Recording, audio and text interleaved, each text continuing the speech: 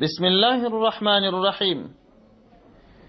یو ورور پوښتنه کړې ده، وایي موږ داسې اورېدلي دي، وایي که یو سړی په 40 ورځو کې جنوب نسی، هغه دې پر خپل ایمان وبېرېږي. آیا دغه خبره حقیقت ده او که یا؟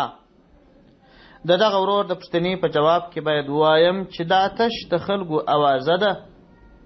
دا چې یو چاته الله عز وجل د دې قوت چې شهواني قوه یې زیاته وي، د جنابت حالت ډېر ورته پیښیږي، دا قوت الله پکښې ایښي، په دې کې هم د الله حکمت دی. په چا کې دا قوه نه یې ایښې، حتی بعضې داسې کسان چې په 5 میاشتې هم دا حالت نه یې ورته پیښ شوی. دا د الله ورکړه ده چې الله عز وجل چاته یو قوت نه یې ورکړی، نو په دې کې خو د ده جرم نسته، په دې کې خو د ده ګناه نسته.